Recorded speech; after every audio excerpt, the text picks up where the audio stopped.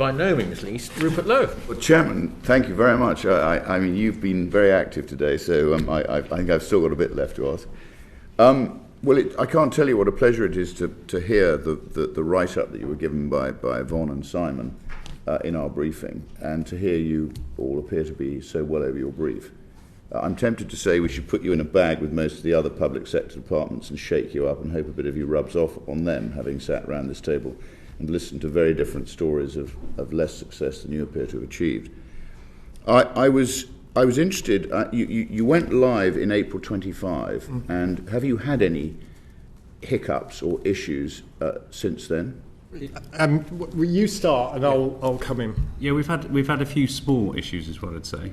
We've still met all of our SLAs, so they're 99.99% of the time the system's been up and running. So like any new platform system, there's been some challenges. But like I say, they've been very kind of small in nature, and settlement has continued throughout the majority of that time as well. So actually, we've learned a lot from the system going live. Every little event that we do have, we do kind of instant reviews on the back of, and we learn from again. So, but yeah, there has been a few interruptions, should we say, but nothing fundamental, and we've still hit the main primary SLA that we need to. And the SLA is for a very high degree of availability. Victoria will probably be able to remind me, but something like 99.9. But we've had a few, there have been some instances. The good thing is we've always been able to learn from those and establish the root cause.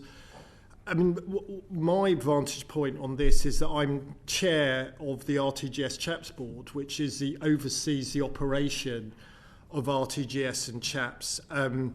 I mentioned earlier we bought Chaps in-house at the end of 2017, just after I started. And at that point, I've said the bank likes governance, so we made the governance more senior. So I run a board with, I think, 5 non-execs on it. All have a background in payments, and so they, the risk committee that has to explain to them when things have gone wrong. They will get an incident report if there's an incident. So I have I'm on the hook day to day from chairing that, and also, it so happens that Andrew, the governor, has a real background in the operations. So even if it's just a minor thing, he'll always want to know about it. I think the other thing I'd say is we've also had to deliver a lot of change over that period. So back to this evergreening, we've had to introduce all these upgrades during that period. Also, we had to deal with a backlog of defects that we decided we could postpone until we'd gone live. They weren't critical. That came out of that testing process that we talked about in the context of TS3 and TS4. So, I mean, you could I'm very pleased to be responsible and to be on the hook for our payment operations, but it does mean that you're only as good as how you've been that day. The implementation's been pretty successful, other than a few bits and pieces. Yeah. So I was interested in the support, because in my experience of writing the kind of software that you need to do this, it's not just implementation, it's support. So I see you've got there's 125 people still on the project. I think you've got 32, Accenture have got 84, looking at this, PA Consulting 5, and contractors 4. So part of it is implementation. Are you confident that you've got the actual structuring of the support right?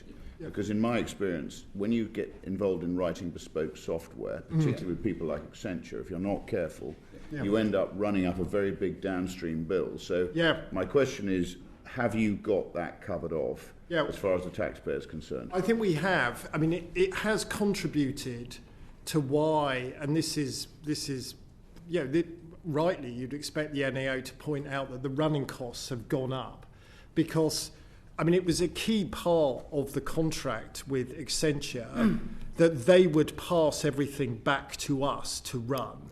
So we are not contracting out. And in fact, I think we're very close to Accenture's last person. Friday was the last involvement of Accenture. So as part of our increased running costs, we've had all the knowledge transfer from them back to your staff, to our staff. And that comes back to what I was saying to a comment from Mr. Osborne about, we have had to change not just the RTGS target operating model, but the way the bank is staffed. We have to have these technology experts who can come, and they can, when we have one of these little, usually it's silent running, but when we have one of these and they're just dealing with the change, we'll have one of these instances, we'll get to the, what's happened, we'll be able to work out from the code why it happened, we can fix it, and we can also, back to the innovation agenda that we've been talking about with the chair, these are the people who are going to be enhancing the system in the future. If you need to innovate, you've got the skills in-house to do it. Well, that's great. So you're comfortable that you've got that covered off. And that's otherwise, in my experience, people do suffer huge downstream No, and effects. we were very... but it's come at a cost in the sense of our running... It's gone up from 21 million to 40 million, and you mentioned that in the report. That's buying us a lot more in-house technological capacity for this very critical... But it's been a conscious decision, though. Right? And we embedded people in the Accenture team really early on, and we've grown that capability throughout the time as well. So that's great. That's great. Yeah. So you say, and I understood you to say you discussed this with the users, because in your document, ultimately you mention charging for it, for this system.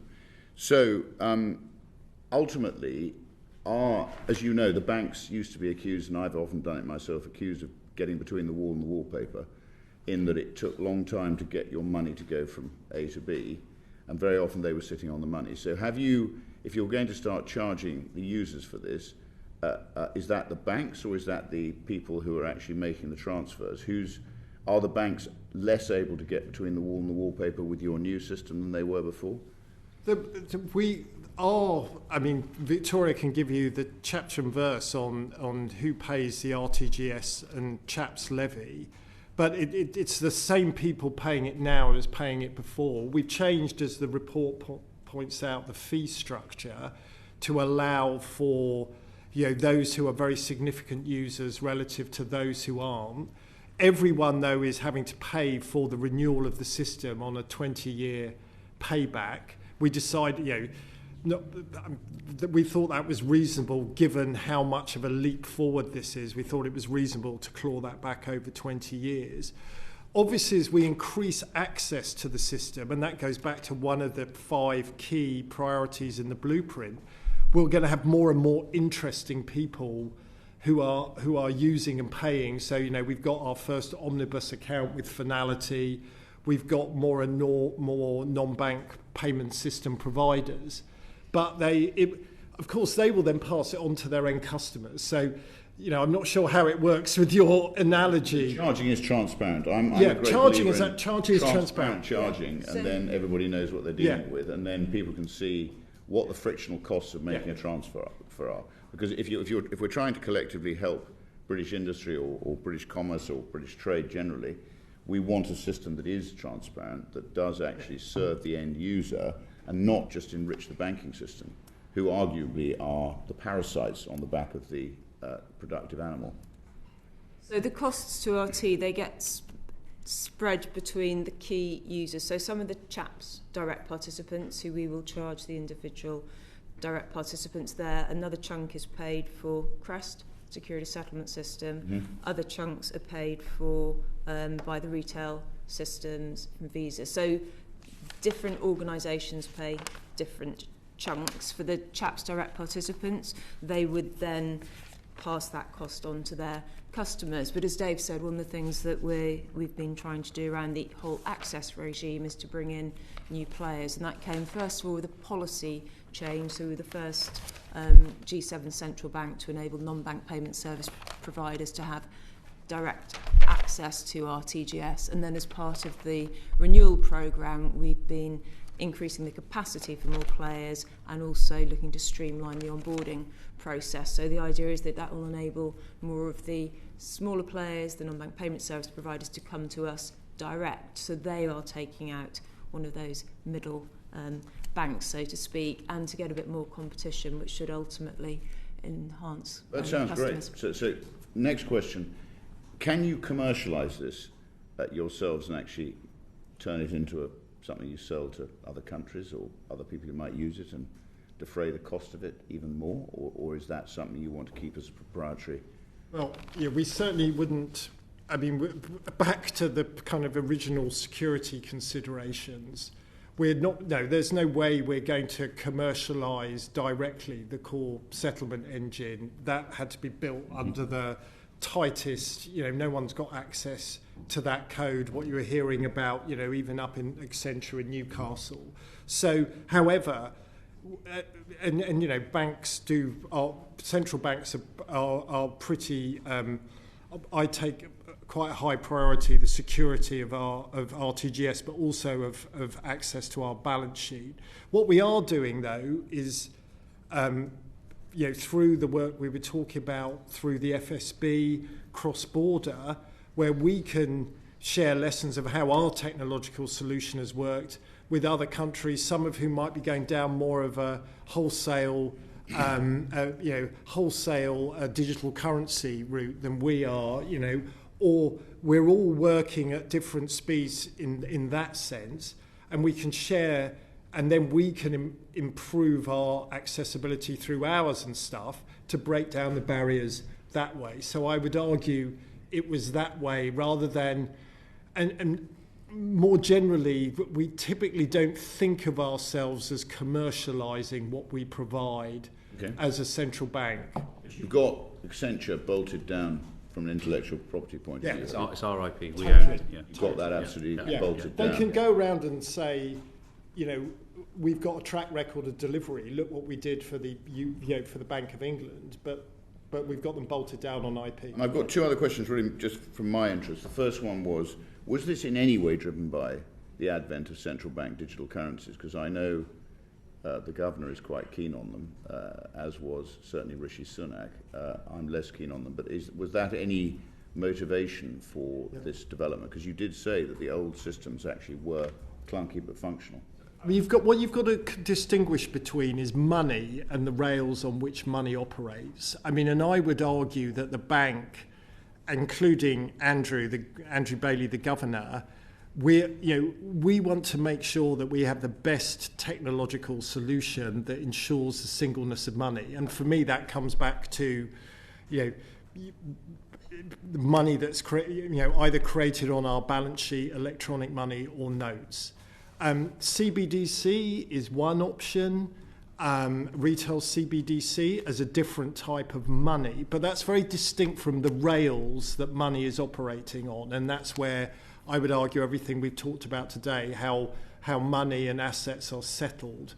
But I would describe us as, we're still in the design phase with the Treasury. We've got to make a decision, I think, this year on our retail CBDC. Equally, we are really pushing hard on stablecoin, which is where the US is going. But again, that comes back to making sure that the bank's balance sheet and operations, if a sterling stablecoin came along, as opposed to a digital pound, could we deal with that? Would that